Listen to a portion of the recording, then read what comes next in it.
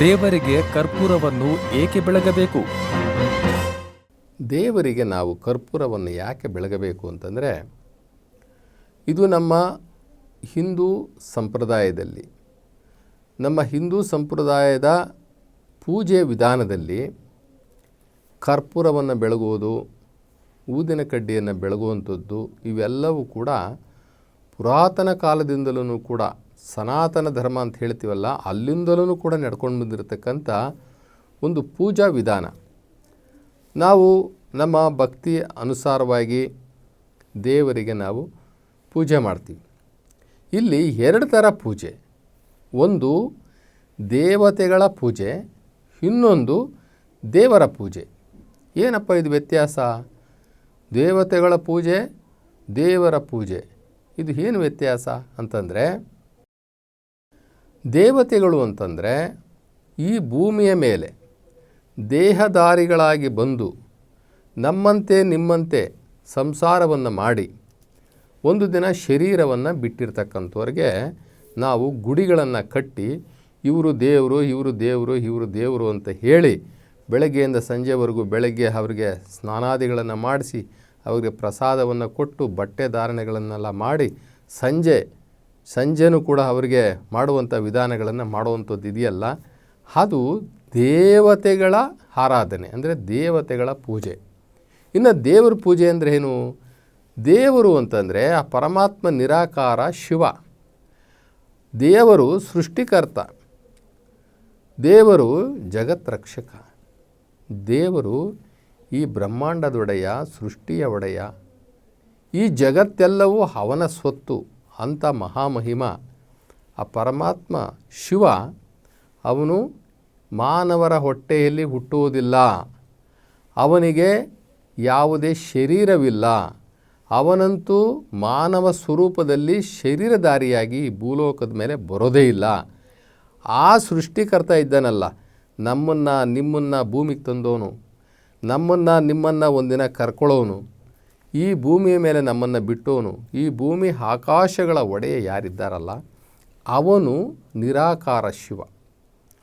ಅವನಿಗೆ ಪೂಜೆ ಮಾಡುವಂಥದ್ದು ಇದೆಯಲ್ಲ ಅದೇ ಬೇರೆ, ದೇವತೆಗಳಿಗೆ ಪೂಜೆ ಮಾಡೋದೇ ಬೇರೆ. ನಾವು ದೇವತೆಗಳಿಗೆ ಪೂಜೆ ಮಾಡಿದ್ರೆ ನಾವು ಏನು ಮಾಡ್ತೀವಿ? ಏನೇನೋ ಬಲಿಗಳನ್ನೆಲ್ಲ ಕೊಡ್ತೀವಿ, ನಮಗೆ ಬೇಕಾಗಿರ್ತಕ್ಕಂಥ ಭಕ್ಷ್ಯ ಭೋಜನ ಪರಮಾನ್ನಗಳನ್ನು ನಾವು ಎಡೆ ಮಾಡ್ತೀವಿ, ಮಾಂಸಾಹಾರವನ್ನು ಬಲಿ ಕೊಡ್ತಾರೆ, ಎಡೆ ಹಿಡ್ತಾರೆ, ಪ್ರಾಣಿಗಳನ್ನು ಬಲಿ ಕೊಡ್ತಾರೆ. ಇದೆಲ್ಲವೂ ಕೂಡ ದೇವತೆಗಳಿಗೆ. ಆದರೆ ದೇವರು ಅದನ್ನು ಏನೂ ಕೇಳಲ್ಲ. ದೇವರಿಗೆ ನಾವು ಕೊಡೋದಿದ್ದರೆ ನಮ್ಮ ಈ ಶರೀರವನ್ನೇ ಬಲಿಹಾರವಾಗಿ ಕೊಡಬೇಕು, ಈ ಶರೀರದವನ್ನೇ ಕೊಟ್ಟು ಅವನಿಗೆ ಬಲಿ ಪೂಜೆ ಮಾಡಬೇಕು, ಈ ಆತ್ಮವನ್ನೇ ಅವನಿಗೆ ಅರ್ಪಿಸಿ ಆತ್ಮಾರ್ಪಣೆ ಮಾಡಿಕೊಳ್ಳಬೇಕು. ಯಾಕೆ ಅಂತಂದರೆ ದೇವರಿಗೆ ಶರೀರ ಇಲ್ಲ, ದೇವರು ಏನನ್ನು ನಮ್ಮಿಂದ ಬಯಸೋದಿಲ್ಲ, ನಾವು ಏನೂ ತಂದಿಲ್ಲ. ಈ ಜಗತ್ತಿಗೆ ಬರಬೇಕಾದ್ರೆ ನಾವು ಏನೂ ತಂದಿಲ್ಲ.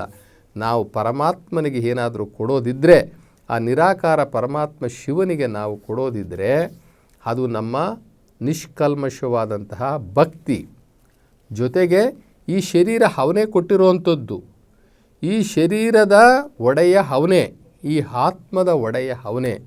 ಈ ಆತ್ಮ ಮತ್ತು ಈ ಶರೀರವನ್ನು ಅವನಿಗೇ ಅರ್ಪಣೆ ಮಾಡಬಹುದು, ಅವನಿಗೆ ಅರ್ಪಣೆ ಮಾಡಿ ಇದಕ್ಕೆ ಬಲಿಹಾರ ಅಂತ ಕರೀತಾರೆ. ಈ ಆತ್ಮವನ್ನು, ಈ ಶರೀರವನ್ನು ಅವನಿಗೆ ಅರ್ಪಿಸಿ ಬಲಿ ಪೂಜೆ ಮಾಡಿ ಈ ಆತ್ಮವನ್ನೇ ಅವನಿಗೆ ಅರ್ಪಿಸ್ಬಿಡೋದು.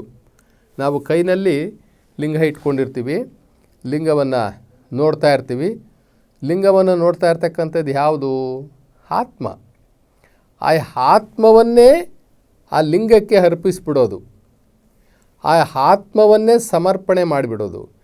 ಈ ಆತ್ಮವೇ ಶರಣಾಗತಿ ಹೊಂದುವಂಥದ್ದು. ಆ ಪರಮಾತ್ಮ ನಿರಾಕಾರ ಶಿವನಿಗೆ ಈ ಆತ್ಮವನ್ನೇ ನೈವೇದ್ಯ ಮಾಡಿ ಅರ್ಪಣೆ ಮಾಡಿ ಶರಣು ಮಾಡುವಂಥದ್ದು. ಇದು ಯಾವ ನಾವು ಕರ್ಪೂರವನ್ನು ನಾವು ಬೆಳಗ್ತೀವಲ್ಲ, ಆ ಕರ್ಪೂರ ನಾವೇ, ಅಂದರೆ ಆತ್ಮಸ್ವರೂಪ.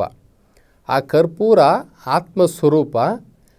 ಆ ಪರಮಾತ್ಮನು ಜ್ಯೋತಿ, ಈ ಆತ್ಮವು ಜ್ಯೋತಿ.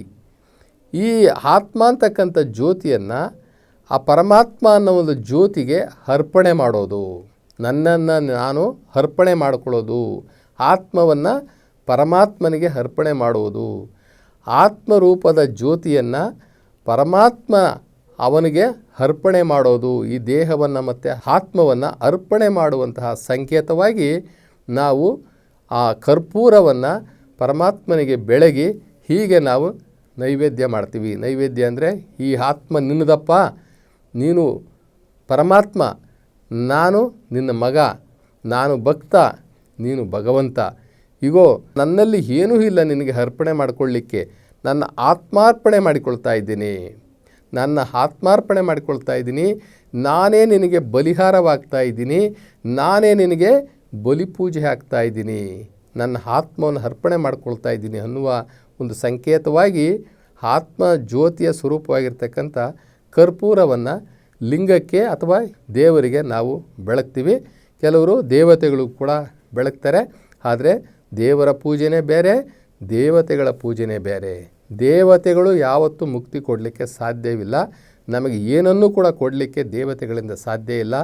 ದೇವರು ಇದ್ದಾನಲ್ಲ, ಅವನೇ ನಮ್ಮ ಇಷ್ಟಾರ್ಥಗಳನ್ನು ಅರ್ಥ ಮಾಡಿಕೊಂಡು ಅಥವಾ ನಮ್ಮ ಇಷ್ಟಾರ್ಥಗಳನ್ನು, ನಮ್ಮ ಬೇಡಿಕೆಗಳನ್ನು ಪೂರೈಸುವಂತಹ ಏಕಮಾತ್ರ ದೇವ ಅವನು ನಿರಾಕಾರ ಪರಮಾತ್ಮ ಶಿವ. ಆದ್ದರಿಂದ ಅವನಿಗೆ ನಮ್ಮ ಆತ್ಮವನ್ನು, ನಮ್ಮ ಈ ಶರೀರವನ್ನು ಬಲಿಹಾರವಾಗಿ ಆತ್ಮಾರ್ಪಣೆ ಮಾಡಿಕೊಳ್ಳುವ ಸಂಕೇತವಾಗಿ ನಾವು ಲಿಂಗಕ್ಕೆ ಮಂಗಳಾರತಿಯನ್ನು ಅಥವಾ ಕರ್ಪೂರವನ್ನು ಬೆಳಗ್ತೀವಿ.